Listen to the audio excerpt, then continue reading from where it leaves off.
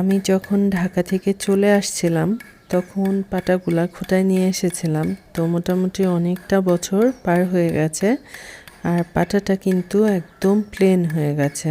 যেহেতু আমি এই পাটা দিয়ে সবসময় ভর্তা বানিয়ে থাকি বা কাজকর্ম করে থাকি, সেজন্য পাটা খুঁটানিকে অনেক দিন থেকে খুঁজছিলাম, অবশেষে আজকে পেয়ে গেলাম।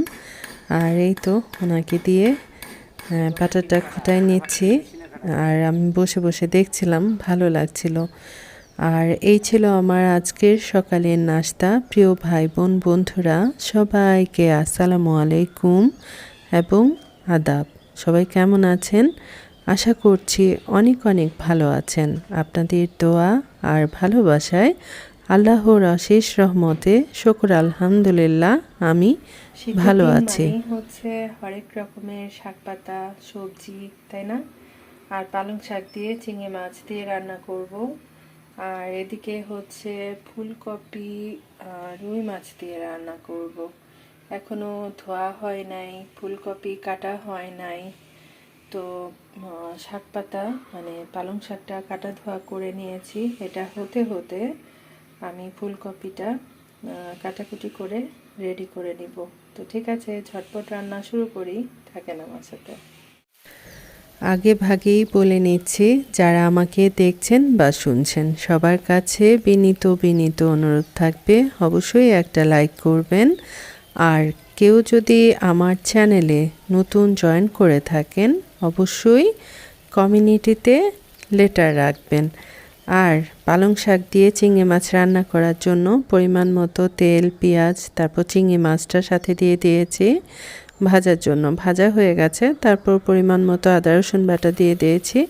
এখানে মরিচের গুঁড়া, হলুদের গুঁড়া, ধনিয়ার গুঁড়া দিয়ে দিয়েছি। সবগুলা একটু ভাজাভুজি করে তারপর কষানোর জন্য এই যে পানি দিয়ে দিয়েছি। আর আমি সব সময় রান্না করার আগেই এক হাঁড়ি ফোটানো পানি করে নিই। যতক্ষণ রান্না করি ফোটানো পানি দিয়ে রান্না করি।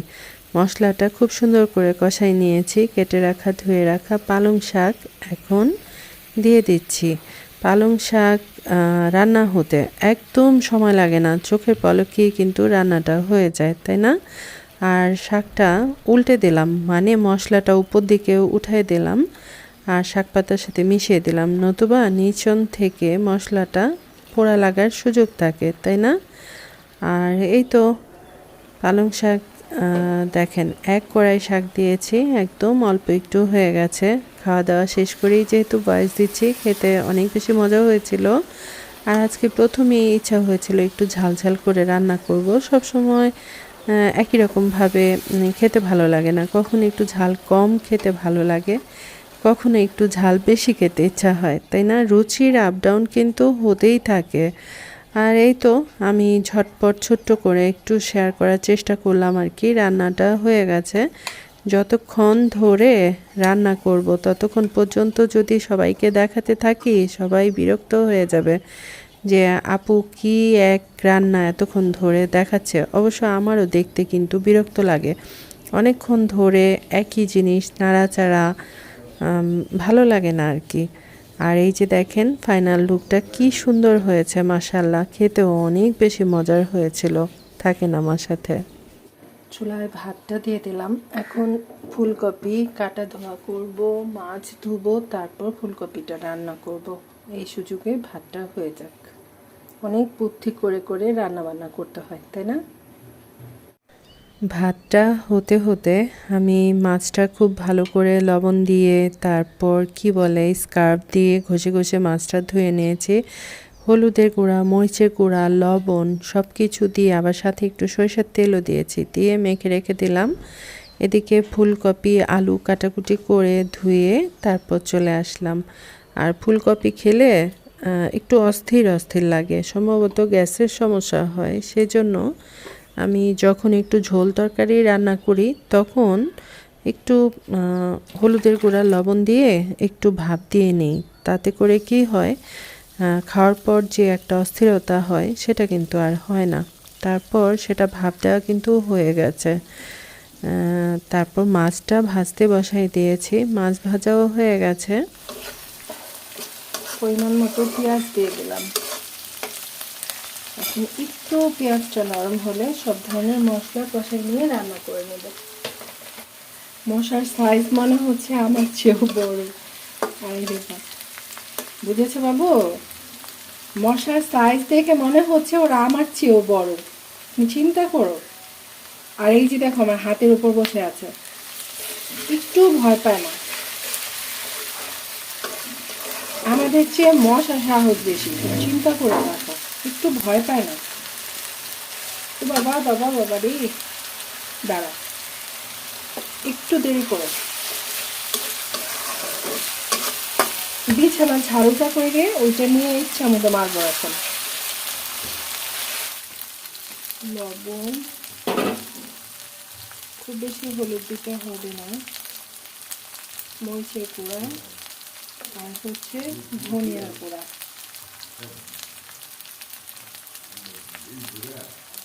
ব্যাস হয়ে গেল। দিয়ে দিব একটু ফুটানো পানি।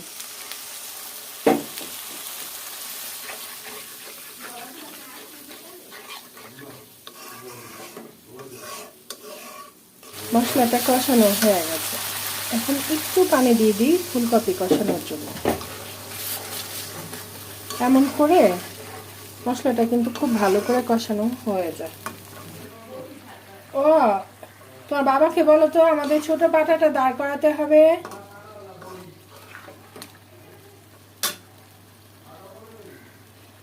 আরে একদম এই যে ছোট্ট পাটাটা, আমি সবসময় ভর্তা টর্তা বানাই না, এটার ধার চলে গেছে। বাবা ধুর, একবারে ঢেলে ভুয়া, তাহলে আসল কে? এখন তো ভুয়াটাই করতে হবে, তাই না? না, এই যে আমি আমি এই যে ভর্তা টর্তা করে পাটার কথাই বলছি আমি, কারণ এখন ওনাকে নিয়ে দিব। আচ্ছা আমি আসছি, দেখি আমার পাটাটা দিয়ে আসি, তার কষানো হোক।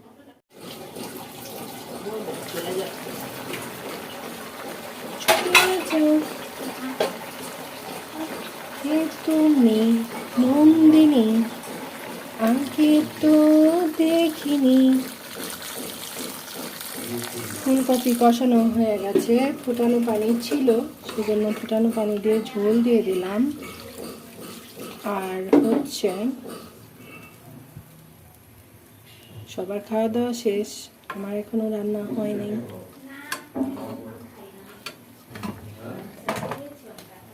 মিষ্টি ও মনে করছে অনেক ইয়া হয়ে গেছে আর কি, এই জন্য খাবে না। আচ্ছা ঠিক আছে, ইচ্ছা না করলে জোর করে খাওয়ার কোনো প্রয়োজন নাই।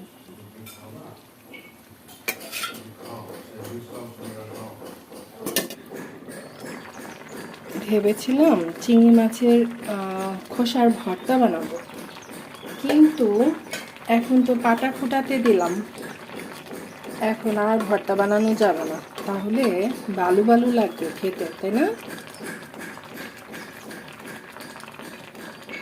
আরেকটু লবণ লাগবে মনে হয়, দেখি আরেকবার।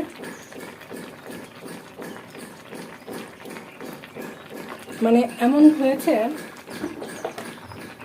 একদম একটু দিতে হবে, একদম একটু, বেশি দিলে আবার বেশি হয়ে যাবে। একদম একটুখানি দিয়ে দিলাম, ব্যাস। আর হচ্ছে ধনিয়া পাতা দিয়ে দিব। আমার মেয়ে মাছ ভাজা খেয়েছে, সে আবার মাছের তরকারি, মানে তরকারির মাছ খায় না, তার ভালো লাগে না। তো যাই হোক, অনেক বেলা হয়ে গেছে, অনেক বেলা হয়ে গেছে। এখন দৌড় দিয়ে চলে যাব কি করতে, নামাজটা পড়ে আসতে। এই তো রান্না হয়ে গেছে, এখন আপাতত আর কিছু করব না। আটাটা ঘোটানো হয়ে গেছে, এখন এটা কলের নিচনে দিয়ে রেখেছে, বালুটা যেন চলে যায় সেজন্য। সুন্দর করেই করেছে, কিন্তু অনেক বেশি টাকা নিয়েছে। এই ছোট্ট পাটাটা খোটাতে 80 টাকা চেয়েছে, পরে 70 টাকায় করেছে। কি বলে জানেন? বলে কি এখন ব্যবসা বাণিজ্য খুবই খারাপ, সবাই ব্লেন্ডার ইউজ করে। আসলে বিষয়টা চিন্তা করে দেখলাম, ঠিকই বলেছে, তাই না? আর এই যে যে বললাম খোসার ভর্তা বানানোর জন্য এখানে অল্প করে মশলা দিয়ে মেখে রেখেছিলাম। মানে চিংড়ি মাছটা অনেক ছোট ছিল, খোসাটা অনেক নরম, সেজন্য ভেবেছিলাম ভর্তা করব। আর আমার মেয়ে অনেক বেশি পছন্দ করে। আর এই হচ্ছে ফুলকপি রান্নার ফাইনাল লুক। ঝটপট একটু দেখিয়ে ফেলি। খুব বেশি ঝোল রাখি নাই, একটু মাখা মাখা ঝোল রেখেছি। তো ঠিক আছে, বিকেলবেলা কি শেয়ার করি, দেখা যাক, থাকেন আমার সাথে। সন্ধ্যা হওয়ার পথে কিছু সময় পর মাগরিবের আজান দিবে। আর গাছের পাতাগুলা দেখতে, এই সময়টাতে গাছের পাতাগুলা দেখতে অনেক বেশি সুন্দর লাগে। আর এদিকে আমি বিকেলের নাস্তার জন্য কি করেছি, এখানে ভেষন গলায় নিয়েছি, সাথে কালো জিরা দিয়েছি। কালো জিরা আমাদের শরীর স্বাস্থ্যের জন্য খুবই উপকারী একটা খাবার। আর ভেষন দিয়ে ভাজার জন্য এখানে 3টা ডিম সিদ্ধ করে নিয়েছি, তারপর 2 টুকরা করে নিয়ে এখানে একটু লবণ ছেটা দিয়েছি, গরম মশলার গুঁড়া দিয়েছি, এভাবে রেখে দিয়েছি। আর ফুলকপিটা আমি একটু লবণ আর একটু চিনি দিয়ে হালকা ভাপ দিয়ে নিয়েছি, এটার উপরেও একটু গরম মশলার গুঁড়া ছেটা দিয়ে রেখেছি। মাগরিবের নামাজ শেষ করে তারপর ভাজাভুজি করব। আজকে যখন ফুলকপি কাটাকুটি করছিলাম মনে হচ্ছিল একটু বেশি হয়ে গেছে, সেজন্য ফুলকপির পাকুড়া বানিয়ে নিচ্ছি। আর এটা ভাজতে একটু সময় লাগে, মানে অল্প আঁচে রেখে রেখে ভাজতে হয়, তাহলে কিন্তু খেতে মজার হয়, তাই না? আর ডিম চপটা আমি আগে থেকেই ভেজে নিয়েছি, এতগুলা ভাজাভুজি করতে অনেকটা সময় লেগে যাবে, তাই না? ভিডিওটা অনেক বড় হয়ে যাবে। তো সবগুলা ভাজাভুজি শেষ করে শেয়ার করার জন্য চলে আসলাম। এখান থেকে আপনাদের ভাইয়া আর আমার মেয়ে দুজন কিন্তু নিয়ে খাওয়া দাওয়া শুরু করে দিয়েছে অনেক আগে থেকেই। তো আমার আজকের ব্লগ ভিডিও কেমন লাগলো অবশ্যই জানাবেন। ভালো থাকেন, সুস্থ থাকেন। আল্লাহ হাফেজ। আসসালামু আলাইকুম।